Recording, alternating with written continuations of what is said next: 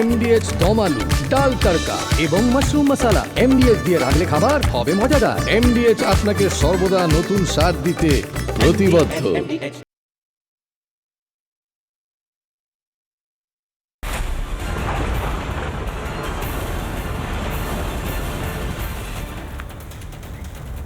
সমস্যায় পড়ে গিয়েছেন অভিষেক বন্দ্যোপাধ্যায়।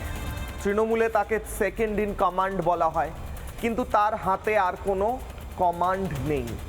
তার কমান্ড শুনছেন না তারই দলের নেতারা। হ্যাঁ, অভিষেক বন্দ্যোপাধ্যায়, আপনার কথা বলছি।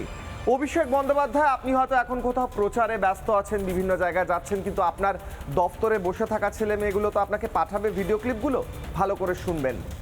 রিপাবলিক বাংলায় কভারেজের টানা দেখাচ্ছি কিভাবে অভিষেক বন্দ্যোপাধ্যায় সভার আগে কখনো মুর্শিদাবাদে, কখনো দক্ষিণ 24 পরগনায় বিশৃঙ্খলা হচ্ছে। আর শুধু বিশৃঙ্খলা নয়, অভিষেক বন্দ্যোপাধ্যায় সভার আগে তৃণমূলের কর্মীরা একে অপরের দিকে চেয়ার ছুঁড়ে মারছে। কোথায় হয়েছে? মুর্শিদাবাদের নওদাতে। কেন? ক্যান্ডিডেট পছন্দ নয়, প্রার্থী পছন্দ নয়, তাই তৃণমূলের এক পক্ষ আরেক পক্ষকে চেয়ার তুলে ছুঁড়ে মারল অভিষেকের সভাতে। Abhishek Bandyopadhyay second in command. আপনার কমান্ড কোথায় গেল? আপনি স্টেজ থেকে বলছেন অভিষেক বন্দ্যোপাধ্যায় যে প্রার্থী পছন্দ না হলে ধরে নাও যে আমিই প্রার্থী, তার উত্তরেও আপনার দলের কর্মীরা চেঁচামেচি করছে আর আপনাকে বলতে হচ্ছে তুই তোকারি করে এই বস, এই বস বলছেন। তো সাধারণত এরকম ভাষা, এরকম ব্যবহার আপনার থেকে তো দেখা যায়নি, নতুন দেখছি। কারণ আপনি ভয় পেয়েছেন হয়তো মিস্টার অভিষেক ব্যানার্জি, কারণ আপনি বুঝতে পারছেন আপনার কর্মীরাই আপনার হাতের বাইরে চলে গিয়েছে। আপনার সভার আগে কখনো চেয়ার ফাঁকা থাকছে, বা কখনো আপনার দলের এক পক্ষের কর্মীরা আরেক পক্ষের দিকে চেয়ার তুলে ছুঁড়ে মারছে আপনার সভার আগে। অভিষেক বন্দ্যোপাধ্যায় হলো মমতা বন্দ্যোপাধ্যায় কখনো বলছেন যে আপনারা ক্যান্ডিডেট দেখবেন না, আমি প্রার্থী ধরে নিন। আবার অভিষেক বন্দ্যোপাধ্যায় কখনো বলছেন প্রার্থী আমি ধরে নিন। কাকে ধরবো প্রার্থী? মমতা বন্দ্যোপাধ্যায়কে না অভিষেক বন্দ্যোপাধ্যায়কে? এই চরম কোন্দল নিয়ে ভোট হওয়ার আগেই কি হেরে গিয়েছে তৃণমূল? এই প্রশ্ন রেখে আজকের বিতর্কে যাওয়ার আগে প্রথমে আজকের বিশেষ প্রতিবেদন দেখুন।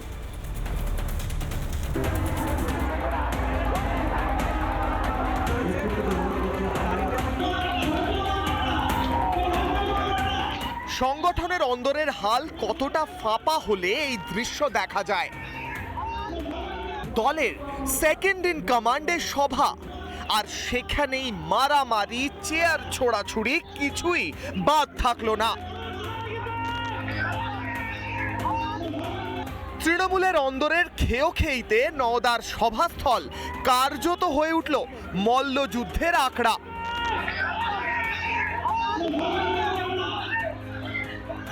চোখের সামনে দলের কোন্দল দেখছেন। ড্যামেজ কন্ট্রোল করতেই তাই গলাবাজির ঢক্কানিনাদ অভিষেকের। আমার তো সবার উপর নজর আছে।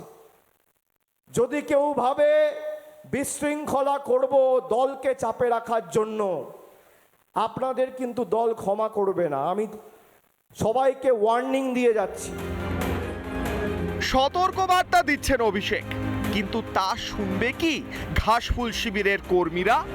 ইতিমধ্যে টিকিট না পেয়ে কেউ দল ছেড়েছেন, কেউ আবার নির্দল প্রার্থী হওয়ার হুঙ্কারও দিয়েছেন। টাকার কাছে হেরে গেলাম, যে বেশি টাকা দেয় সেই তাই তো হচ্ছে।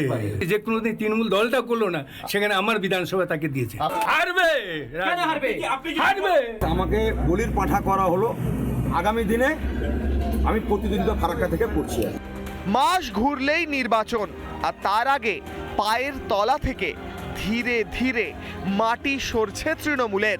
তৃণমূলের ঘরেতে চেয়ার ছোড়াছুড়ি হয়েছে, বোমা ছোড়াছুড়ি হয়েছে, গুলি চলেছে, এগুলো কোনো খবর না, এগুলো তো নিয়ে নর্মাল, ওদের এটা নর্মাল।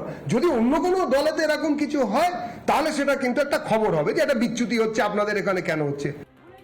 মা মাটি মানুষের সরকার বলে হাওয়া গরম করে রাজ্যের শাসক দল, কিন্তু তাদের শাসনে বাংলায় মা বোনেরা নিরাপত্তাহীনতায় ভুগছেন। মানুষও মুখ ফেরাচ্ছে। শুধু মুখে বড় বড় কথা বলে ভোটে জিততে পারবে তৃণমূল? না নিশ্চিত পরাজয় ঠেকাতেই বাজার গরম করছে Mamata and company. Republic Bangla. Mamata Bandyopadhyay যেদিন ক্যান্ডিডেট লিস্ট প্রকাশ করছেন তার আগে একটা লম্বা লেকচার মেরে বলেছিলেন যে আপনারা ধরে নিন আমি ক্যান্ডিডেট, আপনারা কেউ ঝগড়াঝাটি করবেন না, যে ক্যান্ডিডেট লিস্ট দিচ্ছি এটাই ফলো করুন, এমনটা বলেছিলেন মমতা বন্দ্যোপাধ্যায়।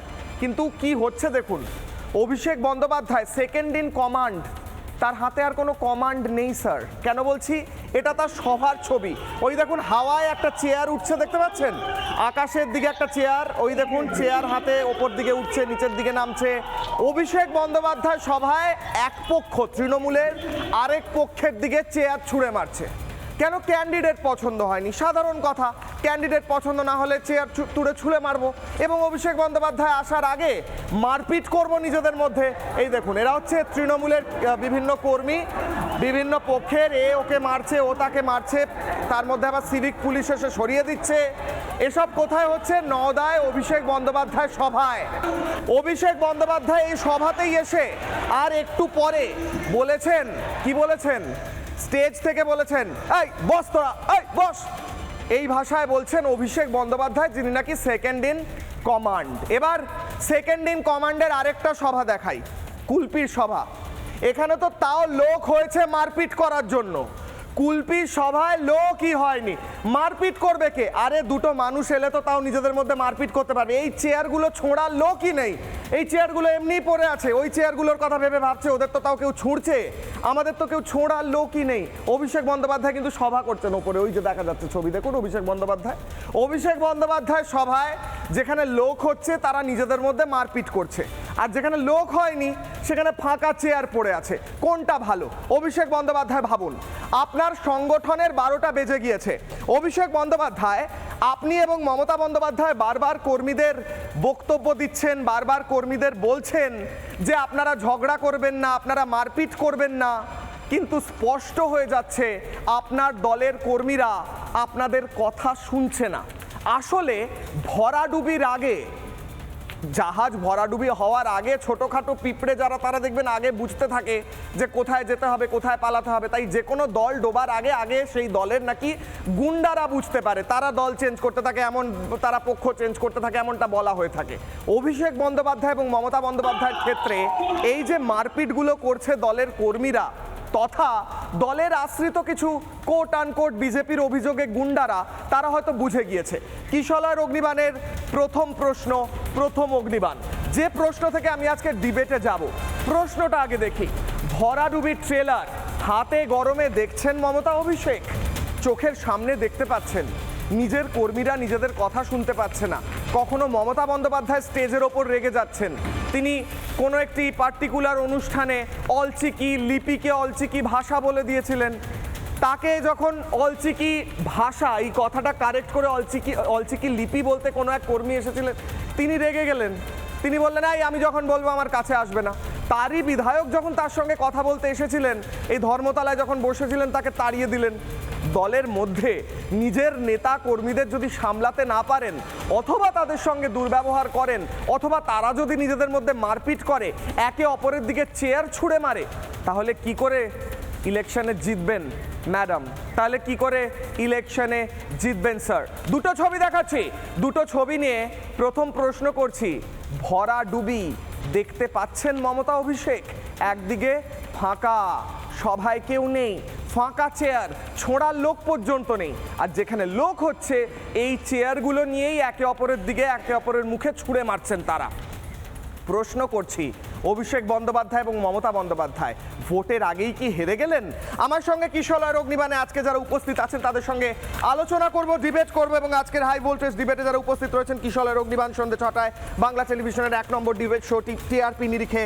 আমার সঙ্গে রয়েছেন শাখারব সরকার, বিজেপি মুখপাত্র, আমার সঙ্গে রয়েছেন সুদীপ্ত সরকার, আইনজীবী, তৃণমূলকে সমর্থন করেন, আমার সঙ্গে রয়েছেন পঙ্কজ রয়, অধ্যাপক, আমার সঙ্গে রয়েছেন অরিত্র দত্ত বণিক, অভিনেতা এবং বিশ্লেষক, আমার সঙ্গে থাকছেন সৌগত মণ্ডল, ইউটিউবার, আমার সঙ্গে থাকছেন সজল ঘোষ, এরপরেই থাকবেন বিজেপি প্রার্থী। আমি সবার কাছে যাওয়ার আগে আমি তৃণমূলের একটু ভার্সনটা নিই। সুদীপ্ত বাবু, ভোট হওয়ার আগেই হেরে গেলেন, মানে তৃণমূল কি হেরে যাচ্ছে? আপনি সমর্থক, আপনি দলের অফিসিয়াল ভার্সনটা অবশ্যই দেবেন না, কিন্তু একজন সমর্থক হিসেবে তো এইটুকু বলতেই পারেন, অ্যাকসেপ্ট করতে পারেন যে অভিষেক বন্দ্যোপাধ্যায় সভার আগে একে অপরের দিকে চেয়ার ছুঁড়ে মারছে একে অপরের মুখে। কেমন লাগে এটা দেখতে, বলুন স্যার। দেখুন, একটা জিনিস তো পরিষ্কার হয়েছে যে দলীয় ভার্সান তো দলীয় মুখপাত্ররা নিশ্চয়ই দেবে, কিন্তু যেইটুকুনি আমার এইখান দিয়ে মনে হলো এরম ধরনের যে আপনি যেটা বলছেন যে গুন্ডা, যাই হোক আপনি যে আপনার ভাষাগুলো ইউজ করছেন কর্মীদের ইঙ্গিত করে, তো কিছুদিন আগে তো অন্য পার্টি অফিসেও দেখা গেল তাদের ওখানেও যারা গেছিল, তাহলে কি তারা কর্মী না, তারাও গুন্ডা ছিল? তো এইগুলো দলের যখনই সবাইকে স্যাটিসফাই করা সম্ভব না, প্রত্যেকটা দলের কিছু ইন্টারনাল প্রবলেম, তারা ইন্টারনালি এটাকে সলভ করবে। এখানে আমার মনে হয় বাইরে থেকে কোনো মন্তব্য করাটা ঠিক না।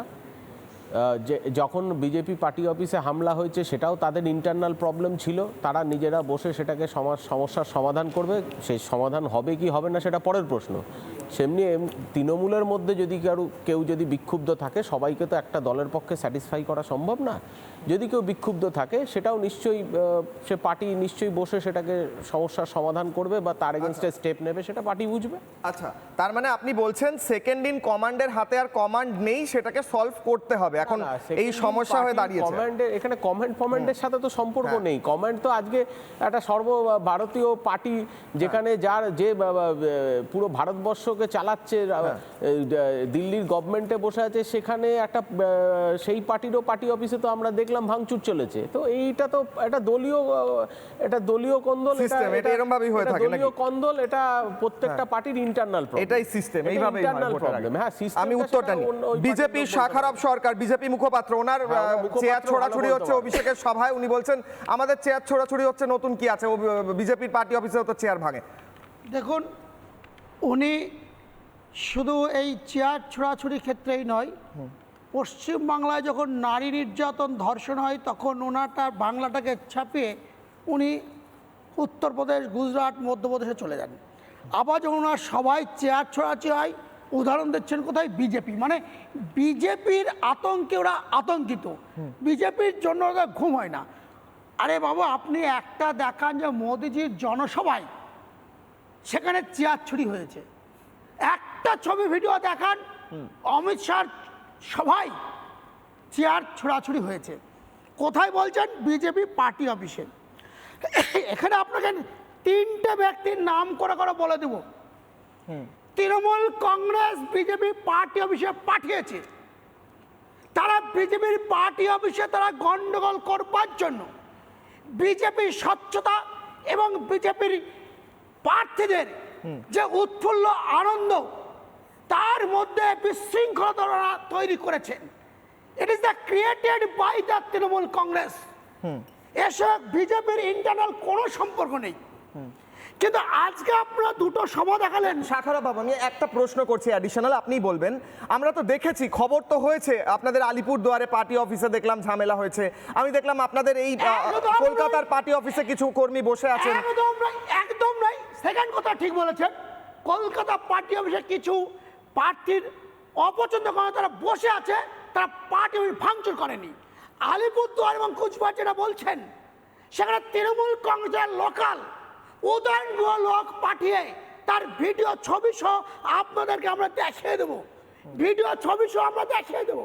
সেখানে উদয়ন গুহ তিনি লোক পাঠিয়ে বিজেপি পার্টি অফিস ভাঙচুর করছে, তাই নয়। বিশেষ দুর্ভাগ্য, তারা আমার রাজনৈতিক শত্রু, আমার পার্টি কার্যকর্তাকে ভাঙুক, আমার কোনো লেনাদেনা নেই। সেখানে ভারত মাতার এবং রামচন্দ্রের ছবি ভাঙচুর করছে। বিজেপি পার্টি অফিসে ঢুকে তৃণমূল কংগ্রেস গুন্ডামো করছে, তারা সেখানে আমাদের রাম জন্মের ছবি ভাঙছে। এটাই তৃণমূল কংগ্রেস। এক মিনিট, আপনি নওদায় যেটা দেখালেন, এটা নওদায় কারা ভাঙচুর করেছে আমি জানি না। তৃণমূলের মুখপাত্র, ওনার কাছে অ্যাডভোকেট সাহেবের কাছে কোনো তথ্য আছে কিনা?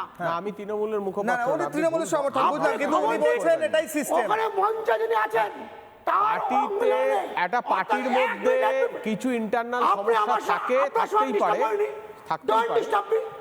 আপনার সময় আমি একটি কথা বলিনি, তাদের পার্টির ইন্টারনাল। আপনার সময় আমি একটা কথা বলিনি। আপনি বলুন না, আপনি বলুন, আমি আপনাকে আটকাচ্ছি না, বলুন। আবু তাহের খান, সাংসদ আবু তাহের খান ভাগনা, অর্থাৎ মাস্টার হাবিব সাহেবের নেতৃত্বে এবং ওখানে মমতাজ যিনি বর্তমান বিধায়ক অর্থাৎ তৃণমূল কংগ্রেসের বর্তমান প্রার্থী। অভিষেক বন্দ্যোপাধ্যায় বলেছেন যে হাবিবুরি করবে যা করার, তিনি বলে দিয়েছেন সভায় উঠে, মঞ্চে উঠে তিনি চিৎকার করলে বলেছে এই বস, সবাইকে বসতে বলেছেন। আমি অরিত্রর কাছে যাব।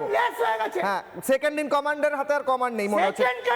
আচ্ছা, 200 নম্বরের কমান্ড নেই আর। আচ্ছা, অরিত্র দত্ত বণিক, আমার প্রশ্ন হচ্ছে অভিষেক বন্দ্যোপাধ্যায় স্টেজে উঠে বলছে এই বস, এই বস, এরকম করতে হচ্ছে এখন, মানে এটা একটা দুর্লভ দৃশ্য। এর আগে কোনোদিন এতটা আমি মানে গভীর সমস্যা অভিষেককে পড়তে দেখি, তিনি স্টেজে আছেন আর নিচে কর্মীরা চেঁচামেচি করছে, চেয়ার ছুঁড়ে মারছে একে অপরের দিকে। কি বলবেন, কি পরিস্থিতি এটা? দেখুন, বাংলার বিভিন্ন ডেকোরেটর কোম্পানি তারা খুব গেরোয়ে পড়েছে বলে খবর পাচ্ছি। একদিকে তারা তৃণমূলের ওখানে চেয়ার সাপ্লাই দিচ্ছে, সেখানে লোক হচ্ছে না, কিছু জায়গায় চেয়ার পোক্ত ফিরে আসছে, কিছু জায়গায় ভাঙচুরে, আর তারা চেয়ার ফিরে পাচ্ছে না। এই নিয়ে ইভেন্ট ম্যানেজমেন্ট এবং যারা চেয়ার টেবিল বাঁশ ইত্যাদি সাপ্লাই দেন তারা খুব চিন্তায় আছে। দ্বিতীয় কথা হচ্ছে যে দেখুন, তৃণমূল কংগ্রেসের সবথেকে বড় প্রবলেম হচ্ছে যে এই দলটা, আমি আপনার অনুষ্ঠানে বারবার বলেছি যে কোনো অর্গানাইজেশন, সে ডান হোক বাম হোক উত্তর পশ্চিম পূর্ব যাই হোক না কেন, তার একটা বেসিক প্রিন্সিপাল কিংবা একটা মোডাস অপারেন্ডি থাকে, সেইটাকে মেনে সেই দলটা করতে হয়। সেটা সিপিএম তার মতো চলে, বিজেপি তার মতো চলে, কংগ্রেস তার মতো চলে। কিন্তু আপনি কোনো তৃণমূল নেতাকে যদি জিজ্ঞেস করেন যে আপনি কেন এই দলটা করেন, সে কোনো কংক্রিট আনসার আপনাকে দিতে পারবে না। সে বলবে মমতা বন্দ্যোপাধ্যায়ের মুখ দেখে আমি করি। মমতা বন্দ্যোপাধ্যায় বলেন কোনো প্রার্থীর কথা ভুলে যান, আমি সব জায়গায় মুখ। ফলে এর থেকে বোঝা যায় যে কোনো নির্দিষ্ট আদর্শ বা নির্দিষ্ট কোনো দিক নির্দেশ এই সংগঠনের নেই। এবং দীর্ঘদিন ধরে গ্রাউন্ড লেভেলে এদের এই যে বিভিন্ন কনসাল্টিং ফার্ম টার্মগুলো রয়েছে, বেশ কিছু ভিডিও মাঝখানে সারফেস হয়েছিল যে কনসাল্টিং ফার্মের লোকেরা, গ্রাউন্ড সার্ভেয়াররা সেখানে বসে রয়েছে, তার সামনেই হইচই বাঁধিয়ে দিচ্ছে। তার মানে কেন, আপনাকে বুঝতে হবে যে আমি যদি একটা সংগঠন করি, সংগঠনের তো কিছু সবাই নেতা হয় না, সবাই মন্ত্রীও হয় না, কিছু মানুষজন থাকে যারা সংগঠনটার জন্য কাজ করে, সেই মানুষগুলো খুব ইম্পর্টেন্ট। কিন্তু তৃণমূলে যারা করতে আসছেন তাদের একটাই লক্ষ্য হচ্ছে যে আমি টিকিট নেব। কেন টিকিট নেব? কারণ টিকিট নিলে এই তৃণমূলটা বেসিক্যালি একটা প্রফেশনে পরিণত হয়েছে, একটা জীবিকা। যে আমি একবার যদি এখানে দাঁড়িয়ে যাই তাহলে একবার একটা কাউন্সিলর, পঞ্চায়েত প্রধান, জেলা সভাপতি যাই হয়ে যায় না কেন, লক্ষ লক্ষ কোটি কোটি টাকা ইনকামের পথ। তো সেই কারণে এরা সংগঠনে এসে সংগঠনের নামে এখানে একটা নাটক করে। আসলে নাটক কথাটা খারাপ ইন্টোনেশনেই ব্যবহার করলাম, এরা সংগঠনের নামে কিছু করে না। এবার এদের আসল উদ্দেশ্যটা হয় হচ্ছে আমায় কখন ভোটের টিকিট দেবে। যখনই দেখে টিকিট দিল না, মানুষ আর ভোট পেল না, তখনই এরা দলের বিরুদ্ধে সোচ্চার হয়ে চেয়ার বাঁশ টেবিল এসব ছোড়াছুড়ি করে। কিন্তু এতে যেটা খারাপ বার্তা, যেটা প্রমাণিত হচ্ছে যে তৃণমূল কংগ্রেস এই বছরের ভোটেও আসলে তাদের সংগঠন বলে কিছু নেই। তারা পুলিশ প্রশাসন এবং তাদের যে ইলেকশন মেশিনারি রয়েছে, ক্রাইম নেটওয়ার্ক রয়েছে, সেইটাকে ব্যবহার করেই তারা ভোটটা করাচ্ছে। জনগণের ওপর তো দূরহস্ত, তাদের নিজেদের পার্টির ওপরেই তাদের কোনো আস্থা বা আর সেই যে কন্ট্রোল, নিয়ন্ত্রণ, সেই গাইডেন্স আর নেই। আমি বাকিদের কাছে যাওয়ার আগে সুদীপ্তবাবু ছোট্ট করে উত্তর নিতে, মানে সত্যিই কি তাই তৃণমূল কর্মীরা শুধুমাত্র মানে একটা বিজনেস হিসেবে করছে নাকি? যেমনটা অরিত্র বলছিলেন যে এটা কোনো আদর্শ নেই, তো শুধুমাত্র একটা টিকিট পেলে খানিকটা টাকা উপার্জন হয়ে যাবে, এমনটা কি? ছোট্ট করে। সব পার্টির মধ্যেই কিছু কিছু এরম ধরনের লোক থাকে, আবার কিছু কিছু লোক থাকে যারা আদর্শ নিয়ে তৃণমূলটা করেছে বা করছে। তার কারণ হচ্ছে যদি এই আদর্শ বার্তা না থাকতো তাহলে সিপিএম এর মতো একটা দলকে 34 বছরের যে শাসন ব্যবস্থায় ছিল তাকে উৎখাত করা যেত না। তা আদর্শটা নেই এটা ভুল কথা, কিন্তু তার মধ্যেও যখন সরকার থাকে, জেনারেল পারসেপশন বলছি যে যখন পার্টি সরকারে থাকে তখন কিছু বেনেজল ঢুকে যায়। এ বিষয়ে আমি কোনো দ্বিমত বলছি না, একটা অংশে তো এটা হয়, বেনজল ঢোকে। এটা পার্টি সরকারে থাকলে, এটা শুধু একমাত্র তৃণমূলের ক্ষেত্রে প্রযোজ্য না, এটা ভারতবর্ষের সব দলের ক্ষেত্রে প্রযোজ্য। যখন সরকারে থাকে, সরকারের থেকে অ্যাডভান্টেজ নেওয়ার জন্য একটা অংশ সবসময় উঁচিয়ে থাকে সেই দিকে যাওয়া। সেটা বিজেপিতে দেখেছি 2021 সালে প্রাইভেট জেট পাঠানো হয়েছিল, তারা উঁচিয়ে ছিল প্রাইভেট জেটে পা দেওয়ার জন্য। আমি একটা ব্রেকিং নিউজ পাচ্ছি, আমি পঙ্কজ স্যারের কাছে আসছি সাখরবদা, আমি একটা ব্রেকিং নিউজ নিয়ে স্যারের কাছে আসি। ভোটের মুখে তৃণমূলে অভিমানের হিড়িক, জেলায় জেলায় বিক্ষুব্ধদের মেলা, মান ভাঙাতে আসরে খোদ মমতা বন্দ্যোপাধ্যায়। মানবাজারে বিক্ষুব্ধদের নিয়ে বৈঠক করেছেন মমতা বন্দ্যোপাধ্যায়। বৈঠকে বলেছেন যে কোনো প্রার্থীর দিকে তাকিও না, আমি সব জায়গায় প্রার্থী হিসেবে ধরে নাও, এমনটা বলছেন মমতা বন্দ্যোপাধ্যায়। অর্থাৎ বিক্ষুব্ধ এমন জায়গায় পৌঁছেছে, আলাদা করে মমতা বন্দ্যোপাধ্যায়কে বসে বৈঠক করতে হচ্ছে, বৈঠক করে বলতে হচ্ছে যে তোমরা বিক্ষুব্ধ হও না, প্রার্থী আমি ধরে ভোট দিয়ে দাও। মমতা বন্দ্যোপাধ্যায় কি প্রার্থী ধরে ভোট দিতে বলছেন? আমি পঙ্কজ স্যারের কাছে আসছি স্যার, তারপর আমি সৌগতের কাছে যাবো। স্যার, আমার প্রশ্ন হচ্ছে, অভিষেকের সভায় চেয়ার ছোড়াছুড়ি করা, মমতা বন্দ্যোপাধ্যায়ের সভায় কোন্দল হওয়া, অভিষেকের সভায় অভিষেককে স্টেজ থেকে বলতে হয় চুপ করে বস তোরা, এই সমস্তগুলো কি ইন্ডিকেট করছে অলরেডি হেরে গিয়েছে দলটা, ভোটের আগেই কি হেরে যাচ্ছে? এটা যদি বুঝতে হয় তার এর অ্যানাটমি ফিজিওলজিটা হচ্ছে এটা কংগ্রেসের ছাটমাল, হ্যাঁ একদম। কীরকম এটা বুঝতে হলে ওই তৎকালীন সাংবাদিক শ্যামল চক্রবর্তীর একটা বইয়ের কথা আমার বারবার মনে পড়ছে, ছাত্র যুব কীর্তি ও কেলেঙ্কারি।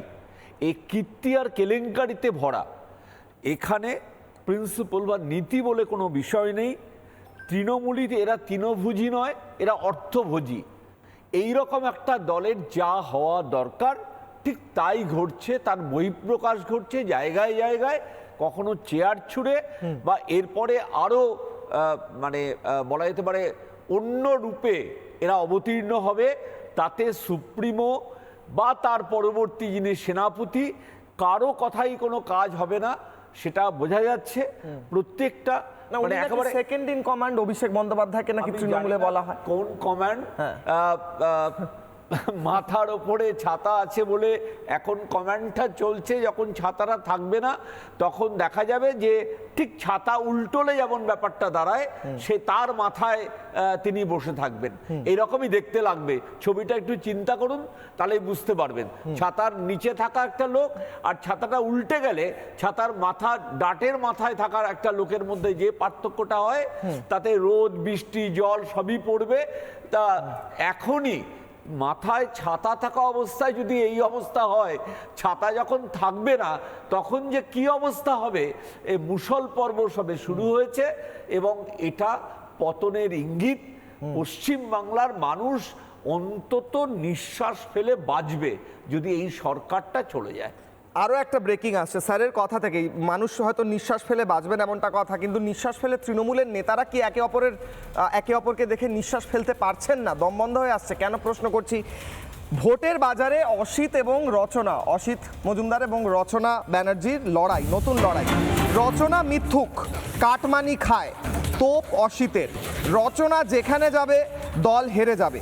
দম থাকলে রচনা আমার সঙ্গে নির্দলে লড়াই করুক, আমিও নির্দলে লড়বো, রচনাও নির্দলে লড়ুক। তাহলে দেবাংশুর কি হবে আমি ভাবছি। নির্দলে লড়াইয়ের চ্যালেঞ্জ, রচনাকে চ্যালেঞ্জ ছুড়লেন অসিত মজুমদার। কি বলছেন দেখি একবার। দেখুন, কথা এই জন্য বলতে চাই না, বিকজ ওনার সম্বন্ধে যত কিছু বলবো ততই আমার সময় নষ্ট হবে। আমি কোনো কথা বলতে চাই না। উনি যেটা ভালো মনে করেন উনি করেন, ওনাকে ওনার মতো থাকতে দিন, আমাকে আমার মতো থাকতে দেন। আপনারা প্রশ্ন করেছেন, তার উত্তর শুনুন। রচনা এখানে আসার পর আমাদের চুচুড়ায় উনি গ্রুপবাজি শুরু করলেন। উনার একটা ব্যবসা কেন্দ্র বানিয়ে দিয়েছেন, ওখানে ব্যবসার মালপত্র ভরা, আর আমাদের ভাড়া বাড়ি নিয়ে পার্টি অফিস চালাতে হচ্ছে। এদের মতো লোক দলে থাকলে দলে গোষ্ঠীদ্বন্দ্ব বাড়বে, দল শেষ হবে। আপনার টিকিট পাওয়ার না পাওয়ার পিছনে কি রচনার হাত আছে? অবশ্যই আছে। ও দিদির কান ভারী করেছে। আমরা তো নাচা কোদার লোক নয়, আমরা সিপিএম এর সাথে লড়াই করা লোক, বিজেপির সাথে লড়াই করা লোক। আমরা পারদা সোনো মেখে আর ব্যাগের মধ্যে পারদা সোনো মেখে 1 ঘন্টা বাদে বাদে মুখ ওয়াশ করি না তো। উনি নির্দল হয়ে চুচুড়ায় দাঁড়ান, আর আমিও নির্দল হয়ে দাঁড়াবো। যদি রচনার চাইতে বেশি ভোট না পাই, আমি ন্যাড়া হয়ে মাথা সারা হুগলি জেলা ঘুরে বেড়াবো। তো নেই দাদা, উনি যা ইচ্ছে বলতেই পারেন। আমার কাছে আমার কাছে এখন একটাই লক্ষ্য, একটাই জিনিস মাথায় ঘুরছে যে আমাকে 1 মাস পরিশ্রম করতে হবে, খাটতে হবে, আমার প্রার্থীদেরকে আমার যেতে হবে। বাইরে আমি কে কি বলছে আমাকে একটা দিতে পারেন, মনোকান্তি পারবো। বোকা বোকা কথা বলতে বারণ করুন, অনেক অভিজ্ঞ। তিনি বিগত তাকে নিয়ে আলোচনা করবেন না, আসন্ন যেটা ভাবুন, সামনে কি আসতে চলছে সেটা নিয়ে ভাবুন, আগামী শিশুরাকে নিয়ে ভাবুন, পিছনে যেটা শিশুরা পেলে সেটা নিয়ে ভাববেন। এর আগে পরে উনি কি বলছেন ওনার মাথা খারাপ হয়ে যাবে। আমার সঙ্গে যুক্ত হয়েছেন সজল ঘোষ, বিজেপি প্রার্থী বরানগরের। সজলদা, রিপাবলিক বাংলায় কিশলয়ের অগ্নিবাণে আপনাকে স্বাগত। একটু আগে ছবি দেখালাম অভিষেক ব্যানার্জির সভায়, কর্মীরা একে অপরের দিকে চেয়ার ছুঁড়ে মারছে প্রার্থী পছন্দ হয়নি বলে। অন্যদিকে চুঁচুড়ার অসিত মজুমদার বলছেন রচনা ব্যানার্জিও নির্দল হয়ে দাঁড়াক, আমিও নির্দল দাঁড়াবো, যদি হারাতে না পারি তাহলে ন্যাড়া হয়ে যাব। তাহলে দেবাংশু কি করবে? সজলদা।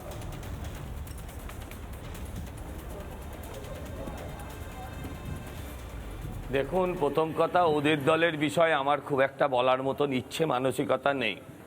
হ্যাঁ, যে লোকটা বলছিল সে লোকটাও একটা মানে ব্র্যান্ডেড ফালতু লোক আর কি, এক কথায় বলতে গেলে।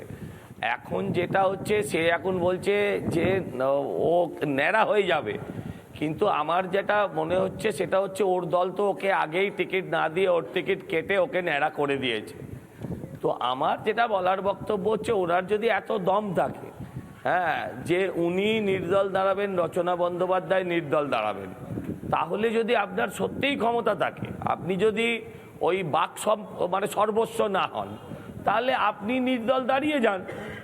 আপনি নির্দল দাঁড়িয়ে আপনি দেখিয়ে দিন আপনার কত ক্ষমতা। এটা যদি আপনার ক্ষমতায় থাকে তাহলে বুঝবো আপনার কথার ভ্যালু আছে, তা না হলে এসব কথা ফালতু, এসব কথার সময় নষ্ট করতে রাজি নয় আমি। সজলদা, আপনার কেন্দ্রে আসি, বরানগরে আসি। আমার প্রশ্ন হচ্ছে, আপনার প্রতিদ্বন্দ্বী বলছেন যে বরানগর একটা গামলার মতো। সজলদা, গামলার মতো বরানগর থেকে আপনি মানে বিভিন্ন যে সমস্যাগুলো, সেই সমস্যাগুলো গামলা থেকে বের করতে পারবেন? আপনার প্রার্থী বলেছেন এই কথা, আপনার প্রতিদ্বন্দ্বী বলছেন এই কথা, আপনার উত্তর?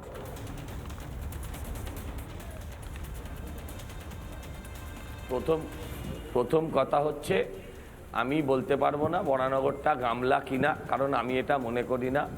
এই কথাটা বলে বরানগরবাসীকে অসম্মানই করা হয়। হ্যাঁ, আসলে ওনার দেবের সাথে ওঠা বসা, দেব বলেন বারবার ঘাটালটা গামলার মতো, তাই উনি সে কথা বলেছেন এখানে।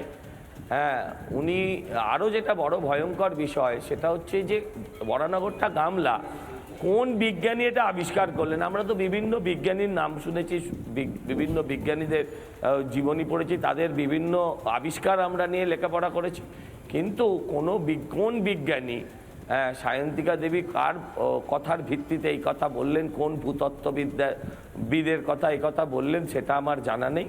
কিন্তু এটা অসম্মানজনক, এ কথা না বললে, মানে এ কথা বলা উচিত নয়। আমার মনে হয় এটা ক্ষমা চেয়ে নেওয়া উচিত। কারণ আরেকটা উনি ভয়ঙ্কর কথা বলেছেন যে ইংরেজরা লাস্ট পাইপ পেতেছিল, ড্রেনেজ ব্যবস্থা ইংরেজ আমলের। তাহলে তোমার দিদির আমলে কি হলো? দিদি তো বলেছিলেন লন্ডন হবে, তাহলে বরানগরটা সেই ইংরেজ আমলের পাইপেই রয়ে গেল। তাহলে তো আমাদের ইংরেজদের ডেকে নিয়ে আসাই উচিত, কারণ ইংরেজদের পাতা পাইপে এখনও ড্রেনেজ ব্যবস্থা চলছে, অথচ এখনও 15 বছর আপনার তৃণমূল থাকার পর, 35 বছর সিপিএম থাকার পর যদি তারপরও ড্রেনেজ ব্যবস্থার পরিবর্তন না হয়, তাহলে তো হয় বিজেপিকে আনতে হবে, আর ওনার বিজেপি পছন্দ নয়, তাহলে ওনার ইংরেজ পছন্দ, উনি ইংরেজদের ডেকে নিয়ে আসুন, আর কি বলবো। সজলদা, আপনার কাছে শেষ প্রশ্ন। বরানগরে আপনি প্রচার করছেন, প্রচারের মাঝ থেকে জয়েন করেছেন আমাদের কিশোর অগ্নিবাণে, অনেক ধন্যবাদ। আমার প্রশ্ন হচ্ছে, মমতা বন্দ্যোপাধ্যায় বিভিন্ন সভায় গিয়ে বলছেন আমি প্রার্থী, আমি মুখ, আমাকে দেখে ভোট দিন। অভিষেক বন্দ্যোপাধ্যায় বিভিন্ন সভায় গিয়ে বলছেন একইভাবে প্যারালালি, আমি প্রার্থী, আমি মুখ, আমায় ভোট দিন। ভোটটা, মুখটা কে আসলে, মমতা বন্দ্যোপাধ্যায় না অভিষেক বন্দ্যোপাধ্যায়? ওটা বুঝতে পারছে না সাধারণ মানুষ।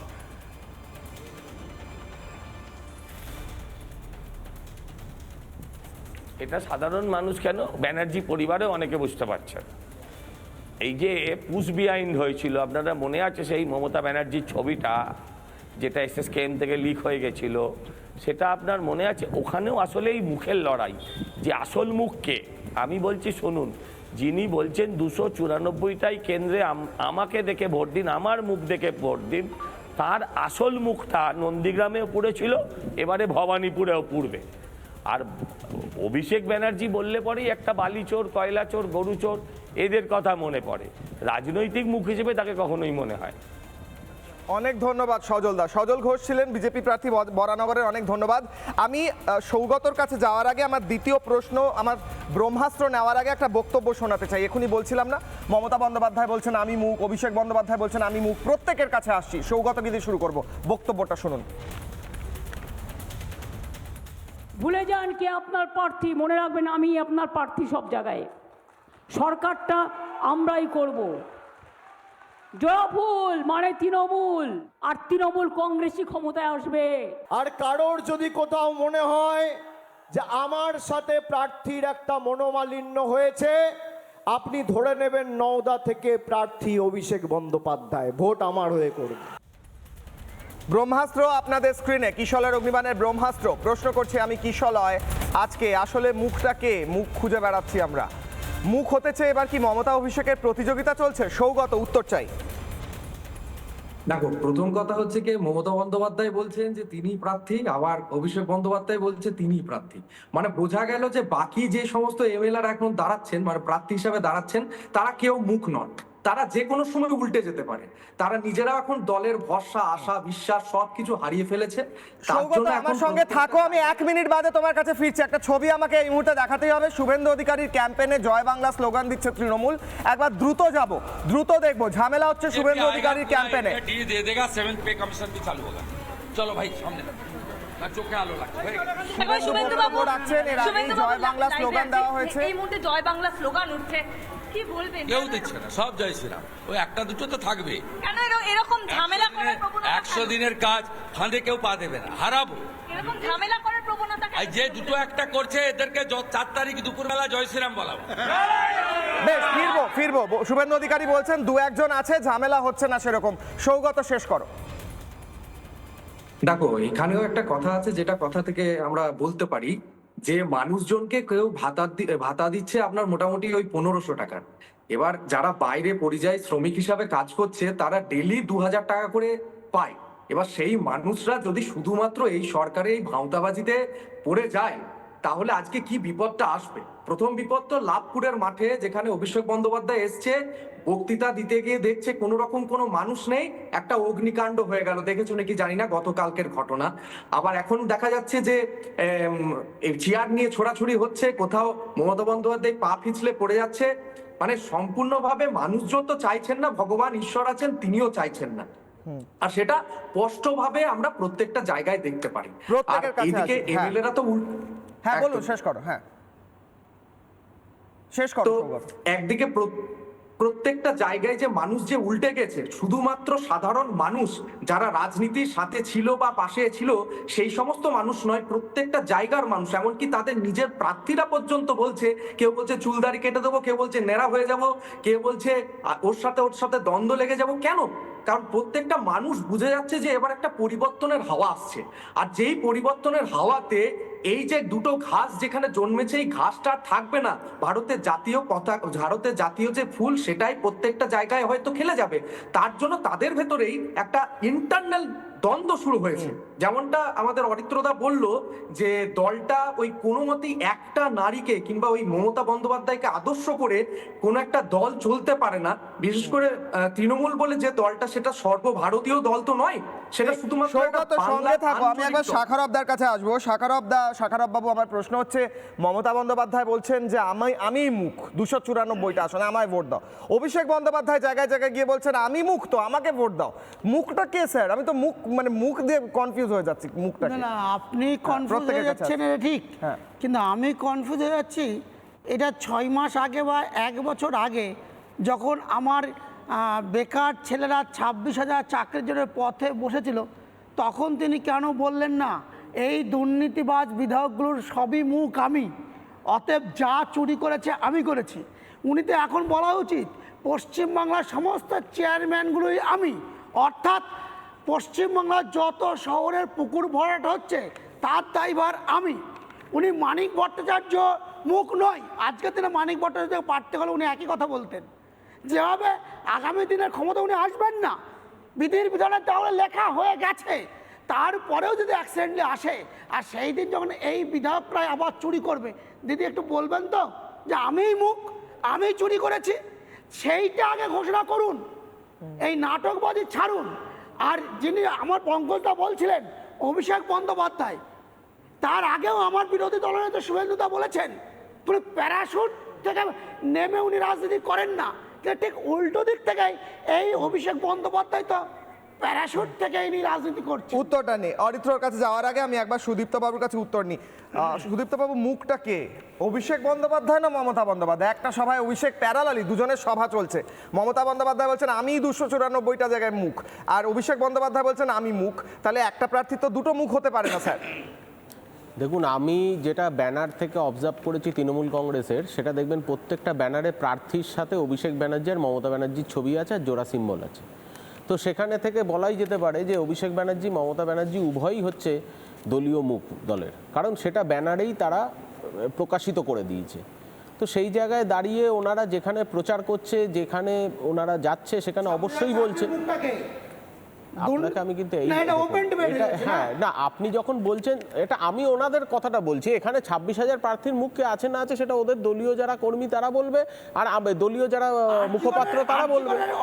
এটা আপনি এই যে এই কথাটা বলছেন, তাহলে তো এরকম ভাবে আমিও তাহলে বিজেপিকে পার্সোনালি অ্যাটাক করতে থাকবো। আমি এটা করতে চাই না। আমি কেন করতে যাব? আমি কেন করতে যাব? আমি কেন করতে যাব? আমি কেন করতে যাব? আমি কেন করতে যাব? তাহলে তো অনেক কিছু তাহলে 750 কৃষকের মৃত্যুর মুখটাকে আগে আপনি বলুন। 750 কৃষকের মুখটাকে, 750 কৃষক মারা গেল তার মুখটাকে আপনি বলুন। বিজেপি, হ্যাঁ ঠিকই তো, ঠিকই, এই আপনার মুখ থেকেই বেরিয়ে গেল। 750 কৃষক যারা রাজপথে মারা গেল তাদের মুখটাকে আগে বলুন। আরে আপনি বলুন না, আপনি যেখানে সরকারে আছেন সেখানকার কথাটা বলবো। আপনি যেখানে আপনাদের যে বুলডোজার নিয়মটাতে দিল্লির একজন বাড়ি ভেঙে দিলেন, একজনের বাংলা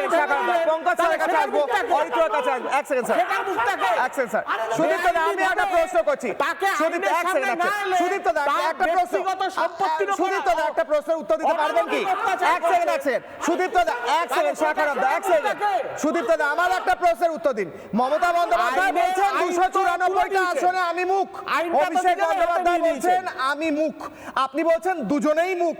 মানুষ তো কনফিউজড হয়ে যাবে। অভিষেক বন্দ্যোপাধ্যায় তো আজকে সবাই গিয়ে বলেননি যে মমতা বন্দ্যোপাধ্যায় এবং অভিষেক বন্দ্যোপাধ্যায় এই দুটো মুখ আমাদের, আমরা দুজনে মুখ। তিনি বলছেন আমি মুখ, মমতা বন্দ্যোপাধ্যায় বলছেন আমি মুখ। আমার প্রশ্ন হচ্ছে স্যার, এই কোন্দল ঝামেলা তো সামলানো যাচ্ছে না, উল্টে চেয়ার ছোড়াছুড়ি হচ্ছে, আর দুজনের মধ্যে কি অন্তর্দ্বন্দ্ব চলছে? কে মুখ এটা কি তারা নিজেরা ডিসাইড করতে পারছেন না? ছোট্ট করে শেষ করুন স্যার, অরিত্রর কাছে আসছি। আমি তো প্রথমেই বলেছি ব্যানারে দুজনেরই মুখ আমরা দেখতে পেয়েছি, সেইখানে দাঁড়িয়ে ওনারা কথা বলেছে যে আমি মুখ, সেটা স্বাভাবিক, সে বক্তব্য রাখছে, সে মুখ বলবে নিজেকে, এটাই আমার মনে হয় বিশ্লেষণ করা উচিত। এবং আপনারা যদি চুলছেড়া হিসাব করে যদি এটাকে অন্তর্দ্বন্দ্ব ভাবেন, সেটা আপনাদের মিডিয়া হাউস তার এটা বিবেচনা হতে পারে ব্যক্তিগত। অরিত্র আমার প্রশ্ন হচ্ছে, আমি দুটো বাইট শোনালাম, এক মিনিট উনি বলো যে তৃণমূলের অ্যাকচুয়ালি ক্যাপ্টেন কে? না আপনি আগে বলুন যে 750 সবাইকে বলতে দিন, দুজন এখনো বলেনি দ্বিতীয়বার। আমি রিকোয়েস্ট করছি দুজনকে থামাতে। অরিত্র আমার প্রশ্ন হচ্ছে, মমতা বন্দ্যোপাধ্যায়ের কোট অ্যান্ড কোট বক্তব্য হচ্ছে আমি 294টা জায়গায় মুখ, অভিষেক বন্দ্যোপাধ্যায় একই কথা বলছেন, এটা কি মুখ হওয়ার প্রতিযোগিতা চলছে? অরিত্র এক সেকেন্ড, অরিত্র আপনি যখন ওই প্রার্থী ঘোষণা হচ্ছিল তৃণমূলের, আপনি যদি একটু ক্লোজলি অ্যানালাইজ করেন, যখন অভিষেক বন্দ্যোপাধ্যায়ের নামগুলো ঘোষণা করছিল, দেখবেন বেশ কয়েকটা নামের জায়গায় তিনি বলতে এসে একটু কীরকম যেন থমকে গেলেন, এবং তার আপনি যদি বডি ল্যাঙ্গুয়েজটা একটু দেখেন তাহলে বুঝবেন যে নামটা তিনি পড়তে চলেছেন সেই নামটা বোধহয় তিনি প্রস্তুত ছিলেন না, একটু ফাম্বল করলেন, একটু ভেবে দীর্ঘ নিঃশ্বাস ফেলে আবার নামটা বললেন। দেখুন, দীর্ঘদিন ধরেই তৃণমূল কংগ্রেসের ভেতরে একটা নতুন তৃণমূল এবং পুরনো তৃণমূল, সেখান থেকেই কিন্তু এই নবজোয়ার ক্যাম্পেইনটা 2023 সালে শুরু হয়েছিল। না হলে এই তৃণমূলের আবার নবজোয়ার কেন? মানে নবটা কি, নতুন আবার কি? তার মানে একটা কোম্পানির, আপনি কখনো শুনেছেন নতুন রিলায়েন্স পুরনো রিলায়েন্স, নতুন টাটা পুরনো টাটা, এরকম তো হয় না। তো ব্যাপারটা হচ্ছে নতুন নবজোয়ার হতে গেলে পুরনোটাকে তো সরতে হবে। পুরনোটাকে যে সরতে হবে, আজকে অসিত মজুমদার থেকে রচনা ব্যানার্জি থেকে শুরু করে এই যে বিভিন্ন জায়গায় আপনি ডিবেটগুলো দেখছেন, এই প্রত্যেকটাই হচ্ছে যে মমতাপন্থী ভার্সেস অভিষেকপন্থী। এবং আপনি আমার কথাটা রেকর্ড করে আর্কাইভে রেখে দিতে পারেন যে মমতা বন্দ্যোপাধ্যায়ের রাজনৈতিক অবসরের পর তৃণমূল কংগ্রেস বলে আর কিছুর অস্তিত্ব থাকবে না। হয় অভিষেক বন্দ্যোপাধ্যায় নতুন কোনো রাজনৈতিক সংগঠন করবেন বা অন্য কোনো দলের সাথে তিনি মার্চ করে যাবেন, অথবা কমপ্লিটলি নতুন ব্র্যান্ডিংয়ে আসবেন। তার কারণ এই মুহূর্তে তৃণমূল কংগ্রেসের মমতা বন্দ্যোপাধ্যায় ছাড়া আর কিন্তু কোনো অস্তিত্ব নেই। এবং একটা কনক্লুডিং রিমার্ক দিয়ে আপনাকে শেষ করব, তাহলে রাজপুত্র সেকেন্ড ইন কমান্ড না কেন বলতে হচ্ছে সেটা আপনাকে আমি বলছি। তার কারণ হচ্ছে এখানে একটা বড় প্রবলেম আছে, সেটা হচ্ছে মমতা বন্দ্যোপাধ্যায় যে 34 বছরের শাসনের কথা বলে মানুষের কাছে বিশ্বাস তৈরি করেছিলেন, নতুন প্রজন্মের মানুষেরা কিন্তু সেই 34 বছরের শাসন এবং মমতাদির লড়াই দেখেননি। যেরকম আমাকে যদি বলেন যে কি হয়েছিল সেই সাই বাড়িতে, আমার তখন জ্ঞান বোধ হয়নি, আমি কি করে জানবো কি হয়েছিল, অনেক ঘটনায় জন্মায়নি, ফলে তাহলে নতুন প্রজন্মের মানুষের কাছে মমতাদির কিন্তু সেই অপটিক্সের তাৎপর্য নেই। সেই জায়গায় অভিষেক বন্দ্যোপাধ্যায় যখন আসছেন তখন তিনি নতুন প্রজন্মের কাছে মমতাদির ইমেজকে কমপ্লিটলি না ভেঙে তিনি কখনোই এস্টাবলিশড হতে পারবেন না। কিন্তু এখানে ক্রাইসিস পয়েন্টটা হচ্ছে যে মানুষকে বুঝতে হবে যে আজকে যদি একটা দলের সুপ্রিমোকে দাঁড়িয়ে, সেটা অভিষেক হন বা মমতা হন, তাকে যদি দাঁড়িয়ে বলতে হয় যে কোনো প্রার্থীর কথা আপনাকে শুনতে হবে না, তাহলে প্রশ্নটা হচ্ছে আমি আমার এলাকায় যখন আমি ভোট দিতে যাব, আমি তো সেই এমএলএকে ভোট দেবো যে আমার বিপদে আমাকে চিঠি লিখে দেবে। আমার বাড়িতে একজন পেশেন্ট অসুস্থ, পিজিতে ভর্তি করতে হবে, বিধায়কের রেফারেন্স চাই, আমি কি তখন মমতা বন্দ্যোপাধ্যায়কে ফোন করব, না আমার পাড়ায় যিনি দাঁড়াচ্ছেন ধরুন তৃণমূলের তীর্থঙ্কর ঘোষ, আমি তাকে ফোন করব? তো বিষয়টা হচ্ছে যে এর মাধ্যম দিয়ে মমতা বন্দ্যোপাধ্যায় আসলে তৃণমূলের নিজস্ব লোকেদের ক্রেডিবিলিটিটাকে একদম নস্যাৎ করে দিলেন। তার মানে এর নেতারা কোনো ক্রেডিবল না। তাহলে আপনারা ভাবুন যে বিধায়ক হিসেবে যারা মনে করছেন যে তৃণমূলের লোকেদের ভোট দেবেন, তাহলে ওই বিধায়ককে গিয়ে বললে আর আপনি পাবেন না, সবসময় তাহলে মমতা অথবা অভিষেককে ফোন করতে হবে। পঙ্কজ স্যারের কাছে আসি। পঙ্কজ স্যার, আমি এই ব্যাপারটা বুঝতে চাইছি, কোনো বিধায়ক মানে বিদায়ী বিধায়ক বলছেন যে অপরদিকে সেই দলেরই আরেকজন নেত্রী যদি ভোটে নির্দলে দাঁড়ান, আমিও নির্দলে দাঁড়াবো, যদি হেরে যাই ন্যাড়া হয়ে যাব, যেখানে প্রার্থী অন্য কেউ, প্রার্থী দেবাংশু, মানে এই দুজন যদি নির্দল হয়ে দাঁড়ায় তাহলে দেবাংশুর কি হবে সেটা ভাবছেন না তিনি।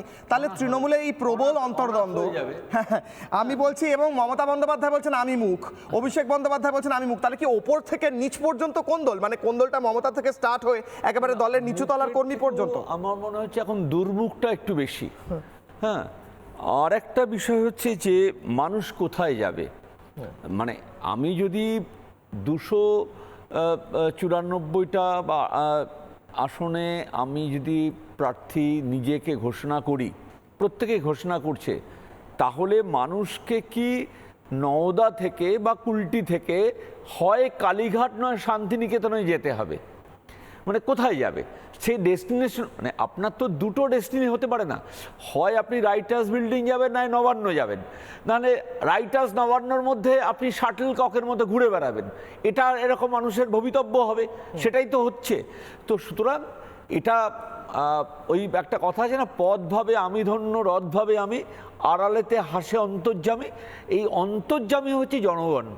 এই জনগণ হাসছে যে তুমি নিজেকে ভগবান ভাবছো, রথ এবং পথ তার মাঝখানে জনগণ ভাবছে যে আমরা 23 বা 29-এ আমরা বুঝিয়ে দেব যে কার হাতে জনতা জনার্দনের রায়টা রয়ে গেছে। 1 কোটি জনগণের তো মত দেওয়ার ক্ষমতাই কেড়ে নিয়েছে। এখনো পর্যন্ত তো তাদের আপনারা তাই তো ডিসাইডই তো করতে পারছে না, এখনো পর্যন্ত করে উঠতে পারলেন না, কেড়ে নেওয়া হয়নি, পর্যন্ত কমপ্লিট করতে পারলেন না, এখনো পর্যন্ত ট্রাইব্যুনাল এলিজিবিলিটি নেই। আচ্ছা বেশ, দেখা যাবে, ওটা আলাদা ডিবেট। কিন্তু আমার প্রশ্ন হচ্ছে নির্বাচন কমিশন যেটা ডিসাইড করছে সেটা মানতে হবে। সৌগত, আমি প্রত্যেকের কাছে আসবো 30 সেকেন্ড করে।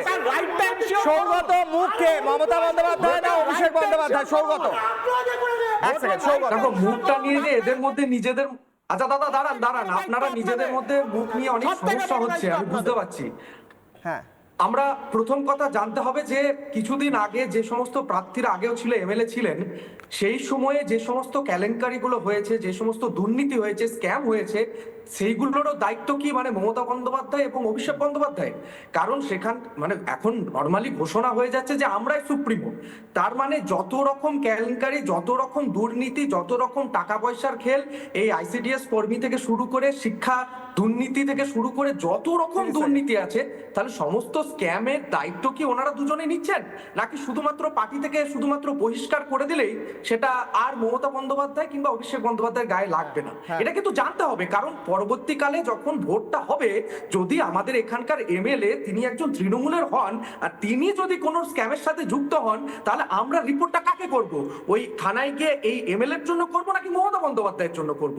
আমাদের কাছে মানে আমরা নর্মাল একজন ভোটার, তো ভোটারদের কাছে খুব রকম একটা প্রশ্ন হচ্ছে এটাই। হ্যাঁ বেশ, উত্তর দিন, একদম কনক্লুডিং কমেন্ট 30 সেকেন্ড সুদীপ্ত বাবু। পরিষ্কার কথা, উনি যেটা বললেন যে আজকে যে এই যে দুর্নীতির নিয়ে, তো দুর্নীতিকে ধরার দায়িত্ব কার? একটা তো সংস্থা আছে, কোর্ট আছে, কোর্টের তার বিচার ব্যবস্থা আছে। তো সেই বিচার ব্যবস্থায় যদি দেখা যায় যে মমতা বন্দ্যোপাধ্যায় ডাইরেক্ট ইনভলভ আছে বা অভিষেক বন্দ্যোপাধ্যায় ইনভলভ আছে, তাহলে কোর্ট তার বিচার করবে। সেই বিচার ব্যবস্থার সামনে তো এখন অ্যাডজুডিকেশনে আছে ম্যাটারটা, তাহলে লেট দি কোর্ট ডিসাইড। তারপর কাউকে অভিযুক্ত বলবেন, কেউকে কনভিক্টেড করবেন, তার আগে আপনি অভিযুক্ত বলতে পারেন। কিন্তু আপনি অভিযুক্ত কি এসছে? অভিযুক্ত প্রাইমা ফেসিয়াতে এসছে, সে অ্যারেস্ট হয়েছে, আপনি উল্টো বলছেন কেন? একটা বেআইনি কথাবার্তা আমার মুখ থেকে বলাবেন কেন? আমি কেন আপনাকে বেআইনি কথার সমর্থন করব? একটা প্রাইমা ফেসিয়া এভিডেন্সের আন্ডারে তাকে অ্যারেস্ট করতে হতো, তার কেসের নাম হতো। আপনারা কি করছেন বলুন আগে, তারপরে উল্টো পাল্টা অভিযোগ দিয়ে যাচ্ছেন। অভিযোগকে প্রমাণ করুন, একটা অভিযোগকে তার বিরুদ্ধে খাড়া করতে পারছেন না।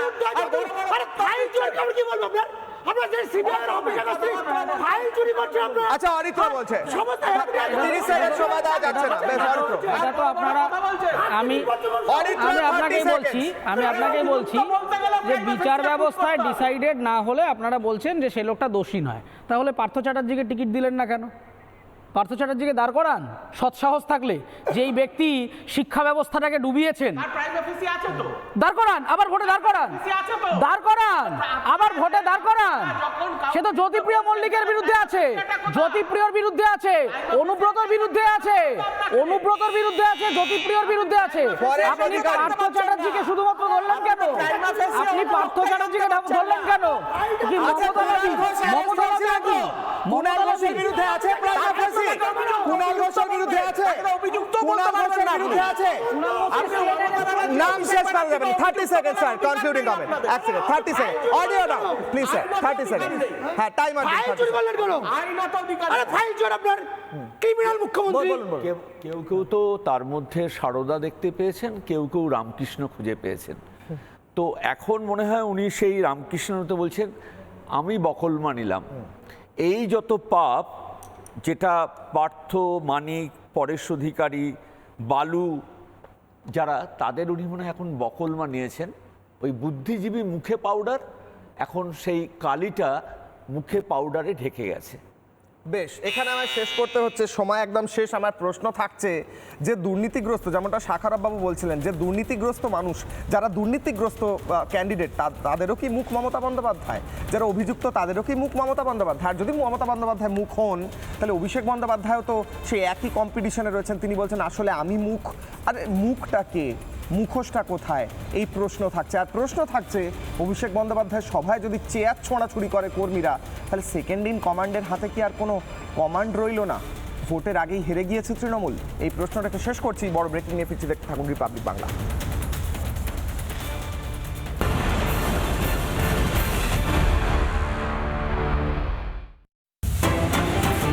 ব্রেকিং নিউজ, শুভেন্দুর প্রচারে তৃণমূলের অসভ্যতা। কিশলয়ের অগ্নিবাণে ব্রেকিং নিউজ। ভবানীপুরে প্রচার চলাকালীন স্লোগান তৃণমূলের। শুভেন্দুকে দেখে জয় বাংলা স্লোগান তৃণমূলের। তৃণমূল এবং বিজেপি তুমুল বচসা। কিশলয়ের অগ্নিবাণে ব্রেকিং নিউজ, বচসা তৃণমূল বিজেপির।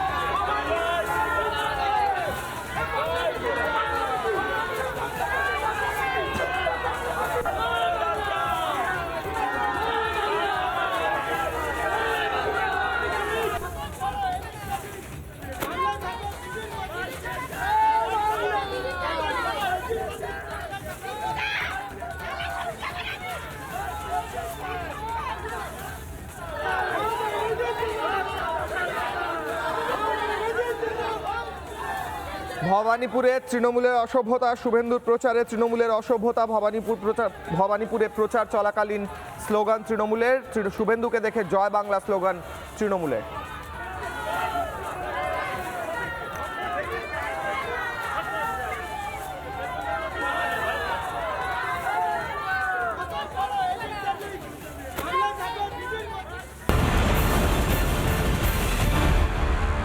চায়ের আসল স্বাদ শুধু MDHT+ থেকেই আসবে। মাথায় দেখো লবঙ্গ, এলাচ দিয়ে ভরপুর MDH T+ মশলা। MDH